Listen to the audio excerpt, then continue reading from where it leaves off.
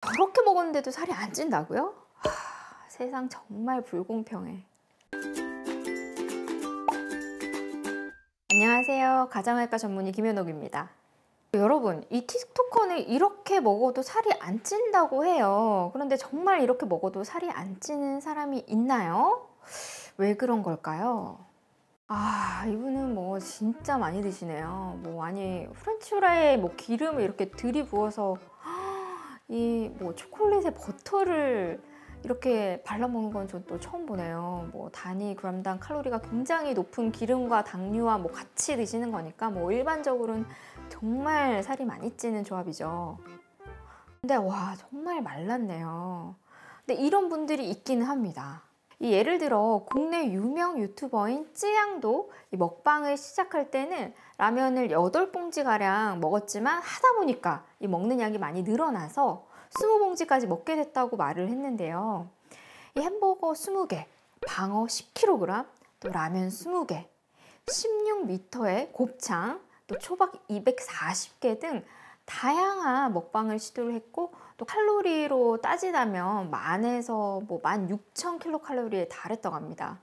성인 여성 1일 권장 킬로칼로리가 2,000kcal 정도이기 때문에 그 5배에서 8배에 달하는 양을 먹은 셈인데요. 건강검진을 했는데 또 위 크기는 남들과 비슷했지만 소화가 빨라서 잘 먹는 것 같다. 또 음식을 먹고 나서 1-20분이면 소화가 된다고 밝혔었죠.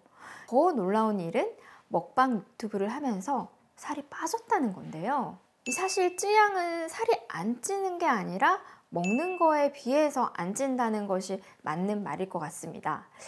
그런데 여기에서 첫 번째로 생각해 볼 수 있는 것은 바로 소화 흡수를 시키는 효율이 낮다는 건데요. 이게 무슨 뜻이냐면 우리가 밥을 먹을 때 탄수화물, 단백질, 지방을 소화 흡수시키는 데에도 에너지가 들어가는 거거든요. 예를 들면 단백질은 소화 흡수시키는데 20에서 30% 정도의 에너지 소모가 발생을 합니다. 즉 100kcal의 단백질을 먹었다면 실제로 흡수되는 에너지는 70에서 80%인 거죠. 그런데 저런 분들은 이렇게 음식에서 에너지를 뽑아내는 데 들어가는 에너지가 더 높을 수 있다는 점입니다.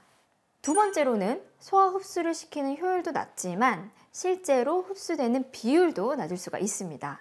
일부 소화 효소가 결핍이 되거나 또 분해되는 음식물들에서 영양소를 흡수해야 하는 소장에 이 장애가 있어서 특정 영양소들의 흡수가 잘 안 되는 경우들이 있죠.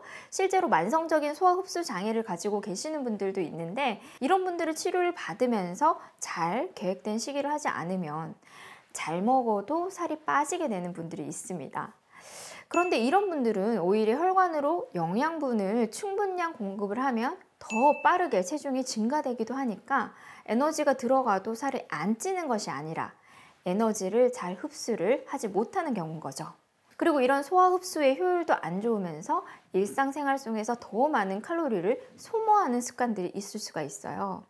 운동을 열심히 할 수도 있고 또 하루의 대부분을 앉아있지 않고 걸어 다니거나 활동을 하면서 이 소모하는 에너지가 많을 수도 있죠.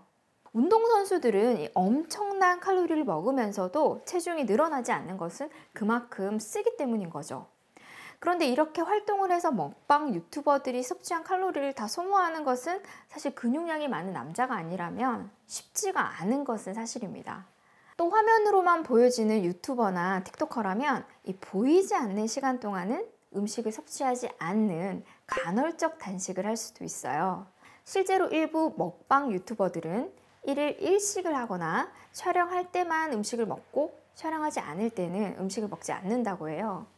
이처럼 한 번에 몰아서 먹는 경우는 그런데 이 건강과 소화에는 좋지 않죠.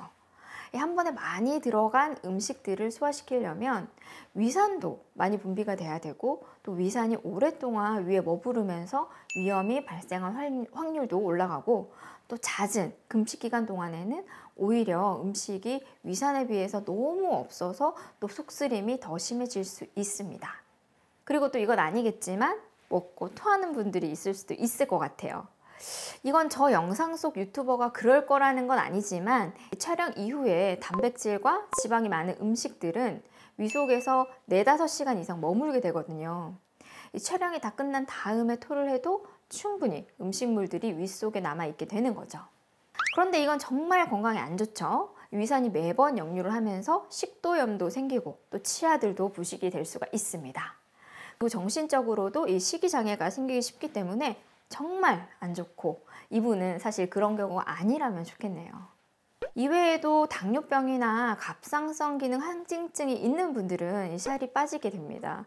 이 당뇨병은 먹어서 흡수한 에너지를 세포 단위에서 사용할 수가 없어서 결국은 에너지가 다 소변으로 배출이 되면서 살이 빠지게 되고, 갑상선 기능 항진증은 이 마치 자동차가 항상 풀악셀을 밟고 있는 것처럼 대사가 지나치게 항진되어 있어서 땀도 많이 나고 에너지 소모가 늘어나면서 많이 먹어도 살이 빠지게 되는 경우들이 있게 되는 거죠.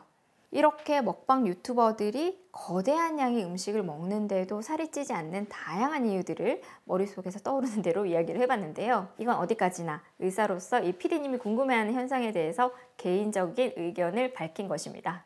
여러분들이 어떻게 생각하셨는지 궁금한데요. 댓글로 의견을 부탁드리겠습니다. 지금까지 김연옥이었습니다.